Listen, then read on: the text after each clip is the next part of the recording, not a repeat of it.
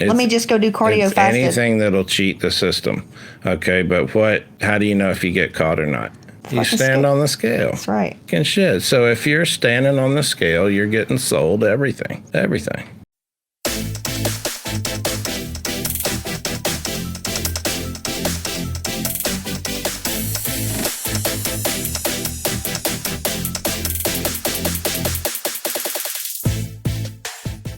Hey, Skip. Skip's going to be in here with me. We've got Deza. This is what we're doing. This is going to be about, man, why women get on the scale and why the scale fucks with them so bad and all kind of emotional, mental stuff. So a lot of you may not know my husband. Let me introduce him. So Skip and I have been married for, holy shit. So been married 14 years, been together 15, 16 years. That's right. No other dicks in that long. What? So anyway, been married that long. He is a former MLB guy, baseball player. He's worked in I guess you could call him, he's like a mental sports counselor, disguised as a hitting instructor. So he's worked with a lot of people, tons of pros, he's worked with major league guys, and lots of softball, all D1 scholarship type people. I mean, he's really, really good. People come to him for the mental stuff, but it was disguised as the lessons. And how many families have you worked with? Like 12,000. 12,000 families. How many private sessions? 1,000. Yeah, 75,000 private sessions. He's a mad psychic. So everybody give it up. Woo! So this is Skip, and he's down 35 pounds. The reason he's here, well, he's actually the president and CEO of our company, and I'm just a little VP bitch that does everything. But I did retire you. Yeah. So there's that one. Anyway, my fucking day, by the way, if you're watching this, let us know how your day was. Because we're coming off the full moon. It brought out tons of wounded feminine energy. Tons. I noticed personally my masculine, like the energy of almost like wound up, frustrated. I used it to lift heavy today and to just like, let's go, let's fucking go. Does that make sense? Like, got a lot of shit done. So I used it in that way, but it was a lot of women vomiting, talking just about what was going wrong, what's going wrong, da, da, da, da. The people I talked to today, fucking don't know what the fuck. They're caught in their trauma responses of procrastination. They're caught up in their fucking trigger responses of, they're just frozen. They're just frozen. Their chakras are all fucked up. Their energies is just crazy. They think it's actually real, okay? Next thing. These people you're talking about, do they know about chakra? Well, I mean, my students know about chakra energy centers. Look, Casey was like, awful day. You know, and a lot of people felt that, Casey. A lot of people felt that. And mine was just that really hot energy. And like I say, we used it, but man, everybody's been fucking off. Just off. And that's why you're hearing from me like right now, because I have so much like passionate energy, okay? Of my shit can and will change lives. Yet I get fucking people that still don't want to see that they have emotional issues. Like they still think they have a weight issue and need to focus on like, well, should I take this sugar out or not? I'm like, why would it even fucking matter? Because you're going to binge eat anyway and then go get on your Peloton. You see what I'm saying? It's always an underlying emotional issue, and that's what Hotmomz is all about. Do we have the top of the line nutrition, consulting, software, doctors, physicians, hormone resources, fucking workouts, science-based workouts? Yeah. None of that shit's going to work. None of that shit's going to work if you don't address why you're fat, why you keep falling off the wagon, why you keep procrastinating, why your thyroid's fucked up. Why? First, I want to get into the Peloton. Because people were like, I want to know why, I shouldn't buy Peloton. People on my Instagram's like, why shouldn't I buy Peloton? I want to go, have you even fucking listened to my podcast? Apparently not. Pelotons, cardio bicycles, at home fucking cardio equipment. I've had them all. Haven't you, Skip? Yeah, I'm an easy sell, so... We buy everything. We bought everything. Well, basically, all those things you're sold. Yeah, Peloton, I watch commercials. Right, and Beyonce comes on okay, anything that you see a commercial. And they're like, yeah, you can do it. Which they don't look like the Peloton people. No. Real Peloton people are floppy and flabby. Or they look like Joe Mosier. Well, the people that do Peloton and those models are people like you. Right. And now Jill Mosier's a badass body, but she is excessive as fuck, and she actually eats, so she's like really, her muscles are very striated, and those people that are into cycle. Breed. She's a different breed. She's a gymnast. She's a former different breed. Most people, that's why women are always struggling with flabby, flab, fat, love handles, and all this shit, is because they stay in the cardio area. Stay in the cardio area. So Peloton, It's emotionally safe. Right. That's why I call it an aquarium, because everybody's in there mentally and emotionally handling their life. But thinking that's going to get you a physical result is not the case. You've got to get out of the aquarium and actually break down and build the muscle. Yeah. If you attempt to do cardio to reach a result, then you need to deal with the emotional stuff. That's what you're saying, right? Yeah. Did you already say that? And I'm No, saying you're it just again? way better at putting it into like clear, concise wording. I thought I fucked up. No. We're going to get really deep. Who's ready to go balls deep? Say hashtag balls deep. And if you're ready to go into the fuckery of the scale, hashtag balls deep. Back up Peloton. Don't buy Peloton. What should you buy instead? You should buy fucking Hotmomz is what you should buy. Or let me go something easier here. You need to buy weights. You need to buy dumbbells, barbells, bands, and figure out how to properly strength train. You need to address the reason why you're not wanting to go to the gym. You feel uncomfortable around weights. I don't know what to do. Can you fucking learn something? I guarantee you the woman saying that has degrees, more degrees than I have. You've learned something. Everybody's done something. You got that energy and you just use it for this. So no, don't buy Pelotons. People that buy Peloton, I just don't know. No. Do you want to be skinny fat? That's what Peloton's going to get you, unless you use Peloton as your twice a week Tabata HIIT training, and you're also doing heavy ass lifting, squats, deads, presses, and your fucking diet is on point, and you're eating about 2,500 calories and your hormones are spot on. If you're like that, you're not watching this video. If you're already there, you're not even watching this. When did you find out what motivated you? When did I find out what motivated me? Shit. Probably when I was a very, very young girl. I was like, ooh, I want to do this because exercising, right? It was just cool. Like, you knew you're supposed to exercise. That made you hot. That made you, wanting to look good and, like, be elite shit. Just wanting to be something better than I was. Wanting to be something better than I was. Why do you ask? Because knowing you, you were about 8 years old and you got in, you were always woo-woo-ish. Like little witchy girl? Yeah. Like collecting stones and shit and trying to sell them? Yeah. Okay, on video? Yeah. And junk? Yeah. And so you were woo-woo until you got your hair cut off and you looked like a boy. And then you dressed like a boy. And then, holy shit. Yeah, you hated what your body looked like and people made fun of you and you were underweight. You were like 80 pounds or whatever. And when I met you, the last thing you were going to do was try to put makeup on and fix up. And even when you did, your self-esteem went through the fucking floor. Wait a minute. So when did you start motivating yourself? Or when did you change that story? Because I know when it was, but I'd like to hear you say it. You bought me fat burners and told me you bought me a trainer. Yeah. Because I ate too many cheeseburgers. Either that's the best damn trainer that's on the face of the planet. No. Or what fucking happened in your head that made you start going harder. I got inspired. I got inspired by a sexy bitch on a magazine. Okay. I'm always inspired by looking hot. All right, so what if that sexy bitch is on a Peloton video? That's just not my type of inspiration. Because it wasn't available fucking 15 years ago either.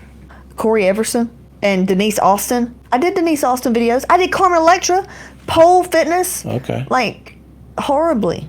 But now, did you hear what he just said about how I used to feel? Women don't know that. They have no idea. They're like, you're skinny, and what do you know about shame and low self-esteem? I know that women like to know where they're going to have to go from here. Yeah. And I would like to hear, because you were doing Denise Austin. Dude. And you're talking to people where that's about maybe Denise Austin, maybe all they know. Maybe, but I don't, How do you get them from Denise Austin I'm not the right coach. The Squat Right? Y'all need to go to, like, Lady Boss, $27 a month. Y'all need to do some, like, low-key training stuff because I'm not the trainer for them.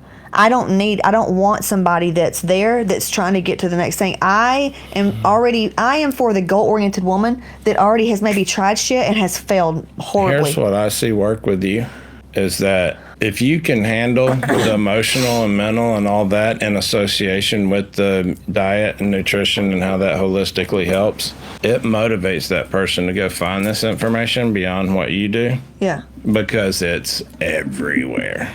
True, it's and free. It's easy to notice what's bullshit and what's not. No. If you have the emotional and the shit that you teach, You can weed your way through all that shit and find out exactly what you need to do, and then come back absolutely. and even teach everybody else. Oh, I mean, I've absolutely. seen that happen. Yeah, he's seen people go from zero to like coaches and trainers and making money now, like without either one of us teaching them right that stuff. Yeah, I mean, is it possible to go from like absolutely knowing nothing to superstar and knowing what's what? So what Through I'm saying, Hotmomz, yes. So going to the scale, this is about the scale now. This is all about the scale. Okay, there's 2 reasons that women weigh, and we're going to help you get over that. because the scale won't make you lose no damn weight. No. Even when women say they get on it, in the scale, if it says the same amount of weight, they'll go eat ice cream because they're like, oh, cool, I ate ice cream yesterday, says Ellen, and the scale didn't move, so I get to eat more ice cream. That's what they think. And then they think, I did extra cardio, I didn't eat, and the scale went up 2 pounds. Fuck my life. I'm either going to like eat some more or go starve myself some more. And it's just one thing. It's like their it controls their every emotion. And then they want to do it. They want to feel bad. They want to get on it and be like, see, you piece of shit. Like they want this. Now, I know it comes from feminine wounding, emotional neglect. You were on it one night when we were talking in the bathtub. I was like, all right, Skip, what kind of woman, like, why does she keep getting on the scale, and even though it feels just horrible and it's not changing? Why do they just want to get on it every day and go, oh my God, it went up 1 pound. Like it's going up 2 pounds and I'm eating less. Like I don't get it. Why do they just keep getting on it? Because they held back so many things during the day where they had the opportunity to go, I told you so. Fucking told you so. I was right and you were wrong. Fucking told you so. And then they go to that last fucking demon right before bed and they want to see if they can go, I told you so. And they stand on it and that bitch turns red and it goes, ah! And then they go to sleep feeling like shit, or that gives them the reason to get one more glass of wine. Because that's the only way you can forget about that fucking number. And in my time, and with me, it was like 6 more Coors Light. 6 more Coors Light. Yeah, but why. So how can a woman go from? I know the answer to this, maybe a little bit longer, but like let's say she's just really wanting to. She's sitting there going, how do I measure progress? Why do they get on it? I want to know why they get on it. You tell me why you get on it. Tell me why y'all get on the scale. If you're not happy with it, why do you get on the scale? Well, measuring progress is the only damn reason to get on a scale. Measuring progress, but they do it every day. If you're not seeing progress, well, then now you got to address all the other issues. And they're trying to trick the scale. I think that's what it. Yeah. I think that's. They feel cheated. And then that scale. Man, it's just like looking in the damn mirror. Man, I look in the mirror, I still wonder where my damn hair went. Why does a person that feels But I keep looking in the mirror. But why does a person that feels so defeated want to stay in defeatism, or what do you call it? Because you feel like that's all you deserve? You feel like that's what you deserve? I don't think you feel like you deserve it. Well, then if you didn't feel like you deserve it, you wouldn't tolerate it. You wouldn't put up with it. That's strength, though. I didn't deserve it. It's so not they're my weak. fault. So it's a powerless. They feel powerless? Well, no. What gives them power is it's not my fault. Victimhood. Yeah, I mean, that's one branch of it that you can describe, but... Victimhood. But people are either going to go, that happened because of me, and then if that's where their root thoughts are coming from, this happened because of me, this happened because of me, then you start really making better decisions because you don't want fucking shit to happen to you. But when you're just experiencing what's happening to you, then you may become a victim, or you may think you're lucky, and you just feel lucky, and neither one of them fucking lead anywhere. That's the only 2 places you can come from. Question, write this down. When did I start weighing myself? Number 2, who showed me how to weigh myself? Because you know who showed me how to weigh myself? I love Hotmomz because I get to heal my shit because I help you girls. I love you. Guess who taught me how to weigh? 2 guesses. Oh, shit, man. One guess. Because Skip will vouch for me. How to weigh what? Weigh your damn food? Or weigh myself. Weigh yourself? Like in the morning versus in the evening? Stand on the back of the scale. If you stand on the back of the scale, you lose 5 pounds? No. Who showed you what a scale was? Who showed you what a scale was? My mom. My grandmother, that was one of the most toxic, narcissistic, covert aggressive women that I know. Drops the mic. And your mom We know what kind of issues were there. Yeah. So it's about where that energy came from. Casey said doctors. Going for checkups, Casey? Doctor's office. Oh, yeah. And how tall you are. Okay, hold on. Because Kim and Casey have an issue with their body image, weight, and all this shit. And there's issues with the scale. There's issues with, I only weighed this much. When you went to the doctor, healthy weight as a kid checkup. I never did that. You go to the doctor and you get on the scale. Who's watching you? Who says something about it? Who said something about your weight? Why was it, like, I didn't get checked on weight at all. No, the scale wasn't even a thing for me. You see where I'm going? It has Energy is transferred. Go ahead. It has more to do with who did I first see on the scale? It was my mom. Did I ever see her happy with herself on the scale? No. So I looked at that scale like it makes my mom feel bad. And so then it ended up being my demon for a long time because I was getting on this. Well, I was 110 pounds in the 3rd grade. And I was on that scale seeing because I was fucking couldn't play football. He had weight anymore. issues because his mom didn't know about food. She's always eating diet food. What I'm getting at is if you learn about the association of your weight with a scale with bad energy, it doesn't have to come from somebody making you feel stupid. It simply can be from you seeing somebody be treated stupid by the way they react to their own scale. Okay, so Casey said they always did your growth chart with weight. So when you got your growth chart with weight, what did your parents or doctor, because they're measuring you up, and parents even get off on this. They're like, ooh, little Johnny was in the 95th percentile. Nobody wants to hear they got a fucking runt and you may need growth hormone. Where did you stack up in the growth chart, and what do you remember? What are some other memories about going to the doctor and getting checked for healthy weight?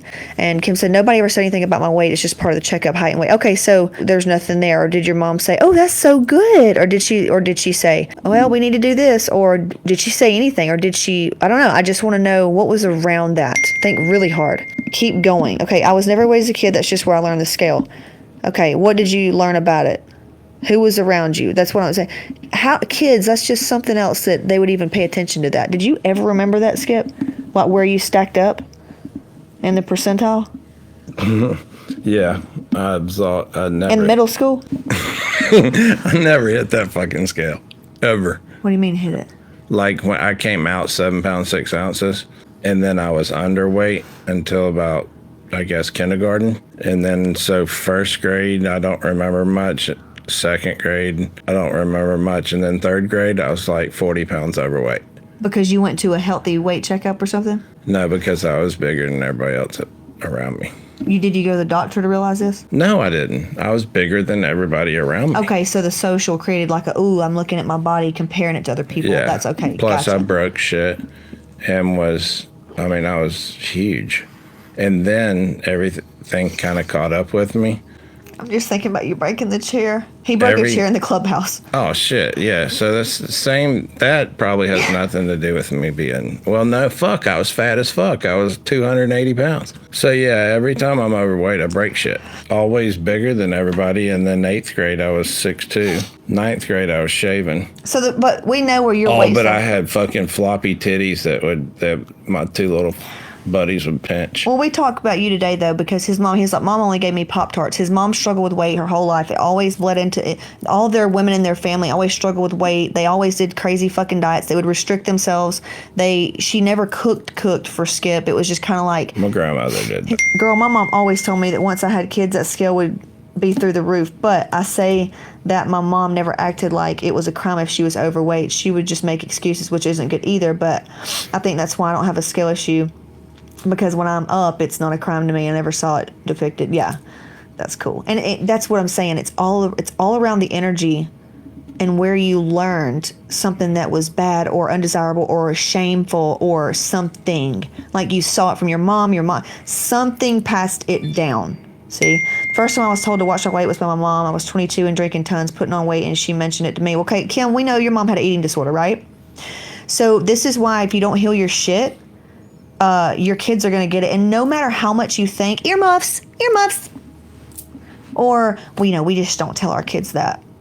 They aren't stupid, and your energy is tainted at this point. So if you don't heal your shit and you have an eating disorder, even though you act like you put on a good face and you act like you're fooling everybody, your kids know and pick up on things, because in the energy in which you do things carries over. So the fact that maybe your mom had an eating disorder, there were some things, maybe subliminal messages in her subconscious. The energy that the mom puts out when she has an eating disorder goes into the kid. How would you like to decipher and then vomit it back out so people can understand that? Eating disorder thing, the approach that needs to be taken is to make order out of eating.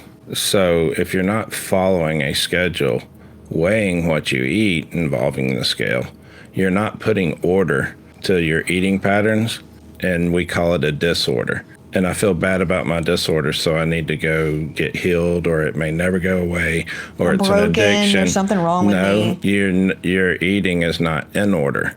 And we do know people who are clinically have an eating disorder, and they have to follow that line so closely, but then they don't even want it to change of order. So they're overly hyper order because they have been told that they got an eating disorder.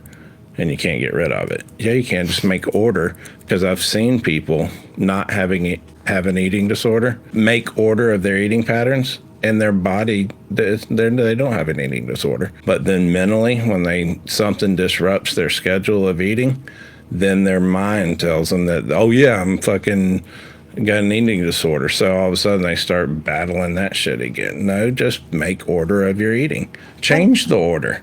But at least have an order and weigh the shit before you eat it, and you won't have to weigh your body afterwards.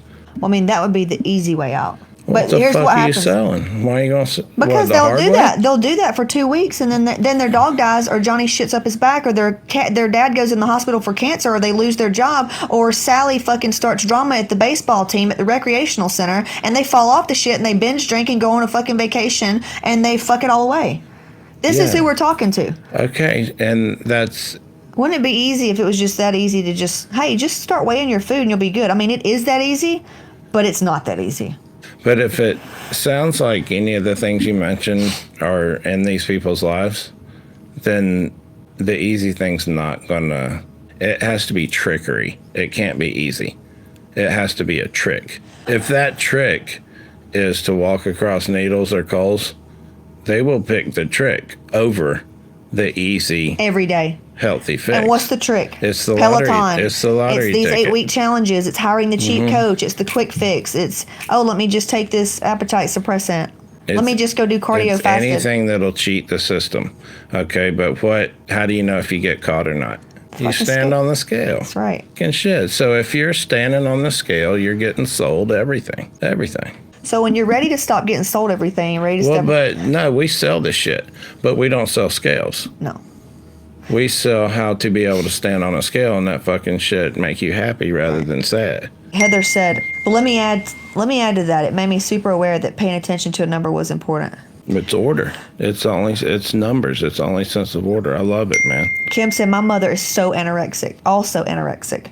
And there you go. And that's what, though, most women are. It's a very high percentage. Mother wound goes deep. Look, Casey goes, my grandmother would always say, when you get older, all that eating you're doing is going to catch up with you when you get older. Dear God. See where that came from? You created a message in your little head, because, what adults say is everything, no matter who they are. But right then, you created a thing that was like, this food is bad. It was a bad and the good. You ate from the garden of good and evil. That's what happened. So that's where yours started. And it usually comes from that. It's just something that small. It's something that small, y'all. I'm telling you, it's a seed. We pluck it out. Then my parents started calling me Skip. That wasn't even my fucking name. Boom. And here I am today. You don't even want to know. I can't even pay my truck because I don't know if they know me as Skip or Kimmel.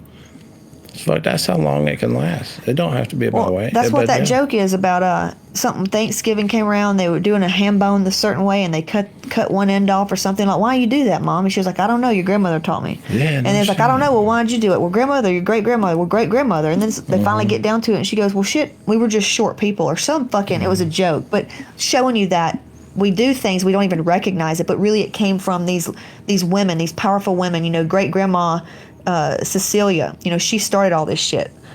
That's so, and you're gonna keep struggling. Your daughter's gonna have eating disorders. It's going to pass down to your granddaughter. It's going to pass down if you don't break the cycle. So there's that piece.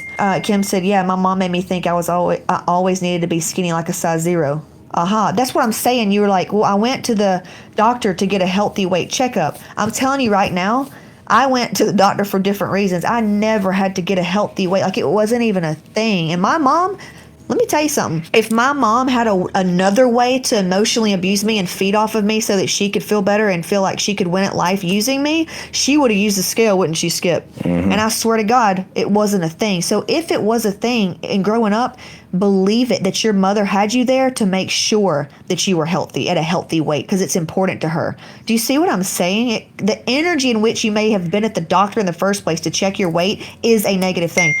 And if you're looking for negative stuff, it doesn't have to be genetic or even generational. I mean, my 2 best friends, or mine, were the ones who abused me. Yeah, influence. Because they were the same height, short, good at the same stuff, and I was big and clumsy, and I mean, they pretty much gave me all my insecurities. There you go.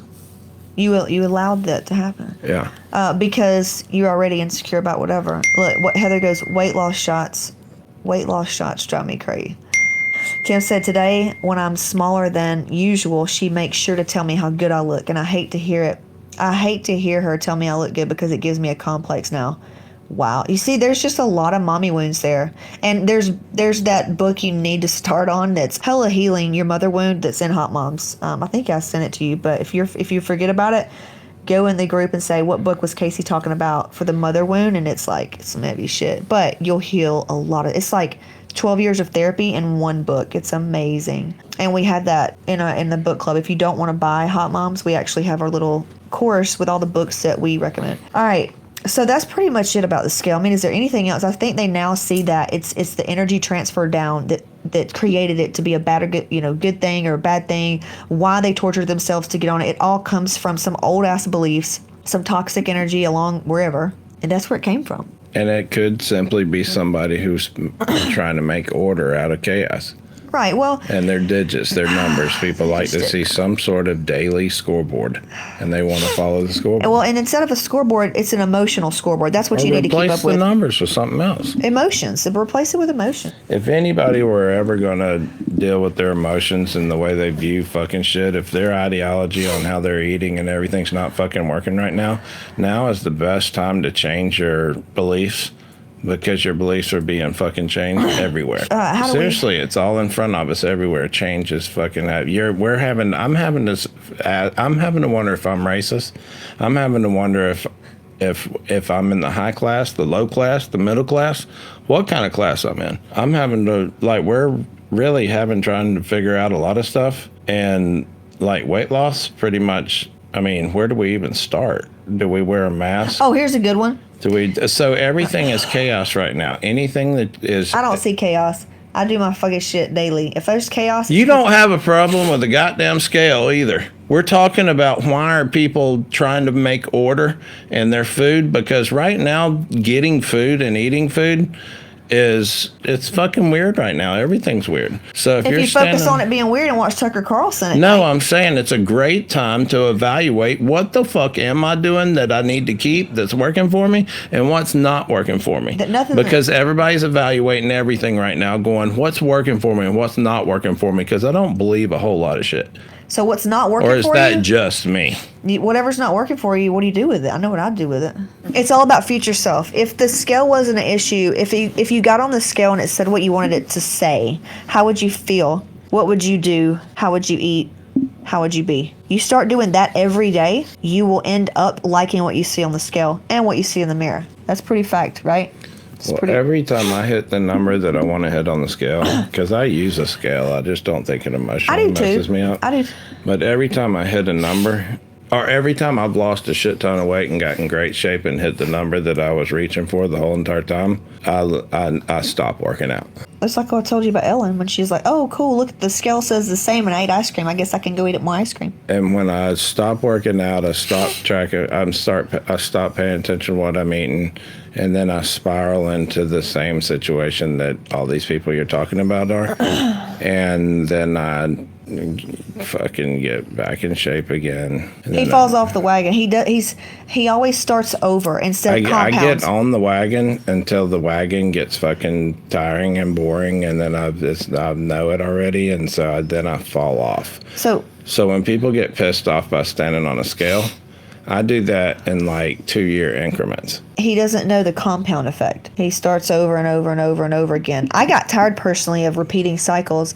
And when you have enough of those scarlet moments and you find yourself crying in a fetal position in the bathroom and you pray into God that you're going to do whatever it takes to change things, and you choose and you decide of how things are going to be, and you choose differently than you've ever chosen before, that's when you can start breaking these cycles. And that's where, though, I can't help Skip. A lot of times we can't help those that we're closest with, and that's what kept us so codependent for so long. It's like, Skip, if you'll just do this, we'll be happy. There's no way someone with as many fucking problems as you have I got a lot of problems. can ever help me. No. See what I'm saying? Like, I can't help him. I can't help him. You help me with a lot of stuff. Well, I don't know what it the is. stuff you try to help me with? Suck at it. No. He can't. Somebody asked, "Oh, do y'all work out together?" I'm like, "Fuck no." Shit. I would. Hell, we get divorced. No, we don't share bank accounts. We don't do none of that shit. Hell no. We could go on and on. But yeah, so future self, how would you act, feel, do, eat if you always liked what you looked like? You always liked what the scale had to say, and you always liked what your blood work had to say. Like, anytime I ever have liked what I look like, I didn't care about what I was eating. In the sense that I didn't have to like it or nothing. I just had to eat it. Hold up. When I care about what I'm eating, I eat pizza and I like chips. Because he's emotionally, you care. Okay. So you have to get in a state of, you just said something. All right, when he's been in the best shape ever, which he's been in good shape probably 5 times since we've been married in the 14 years, he's eating like hardcore bro diet, which he does unintentionally. He gets in this mindset like, Casey, just have rice and fucking chicken and yum yum sauce. Like, that's easy for me. I want it. Then one time he got into these meals where you could get like chicken and cook it in parchment paper and raw veggies, and he would eat a shake for breakfast. Like, when he gets on these little habits. That sounds so good right now. Right, but when you were in really good fucking shape, you just get into a flow and a habit. Something comes along that cycle. It up. Right. Which is what I teach you in fucking Hotmomz. It's like when some Johnny shits up his back or your mom dies. Or when Johnny's eating fucking veiny sausages and cheese dip. Yeah, I forget all about making my food in the fucking oven. I can't help Skip. I'm not even going to go there. I'm not even going to tap in there. He goes and pays someone else. And they've worked through a lot of shit. That's why he's down 35 pounds. They have worked through a lot of shit. That resources in Hotmomz. I mean, I'm like a... Hold on. How much did you have to process? How much sadness, depression did you have to process? Hopefully all of it. It was a lot. Fucking hopefully. He said he wanted to walk out in the ocean and drown himself. That's how bad it was. I didn't want to. I started to. Okay, well, he started. He was suicidal. Okay? This is what's not fun. You asked me why you can't stay on track. It's because people want to avoid feeling what Skip felt. Nobody wants to open when you fucking... get that damn close, don't anybody say I'm sorry or anything, because I feel fucking really happy. Like, anybody that says I'm sorry has so much buried fucking shame and depression of their own that they don't even know. People that know what I'm fucking talking about has been where I've been there. I've been where Skip's been before. Yeah, you don't have to work back from there. You just, everything keeps getting better and better and better. Everything keeps getting better and better. You're no longer scared of success because you know how you're never going back. You don't get complacent moving forward. That it doesn't happen. But that's why people can't break that cycle, is nobody wants to see what's under the surface. Nobody wants to go there and access these stored, unseen core fucking wounds. Now, the woman that does, that's who I work with. The one that I work with they're at their fucking wits end with trying and spending money, and they're so fucking sick and tired of everything that has not worked, but they're just so goal oriented that they're just not gonna fucking stop. That's the bitch I can work with. Would you agree? Well, you have to. So that's the only one you can relate to. That's the only one I can relate to, because we fucking go. And there's a lot of them. Tons of them. And most of the people you're talking to right now are them. 100%. All right. So hey, if you're that woman, if you're that bitch, I will fuck with you and you will fuck and with me. let's not ever talk about Peloton or scales again, because whoever's listening to you, that's silly. Right, and that's why I don't like talking about it. But here's the deal. I have to weigh my ego with my bank account, and I'm not a multi-millionaire yet. And if I talk about Peloton and basic bitch shit, very surface level shit, like clickbaity stuff, I can attract the certain people, the certain person, because she's going to come in thinking that it's that. Then she's going to go, oh shit, I take out her fucking soul and I show it to her. And we're going to work with this shit. And then the ones that I'm like, she's like, okay, I'm scared. Will you help me? Will you hold my hand? I'm like, yeah, bitch, I got your ass. I put my hair up. We go in the fight. And I tell you what moves to make. And then you whoop its fucking ass and you have a victory. That's pretty awesome. So we're going to talk about motherfucking Pelotons. I think we're done. I'll see y'all soon. Peace. See ya.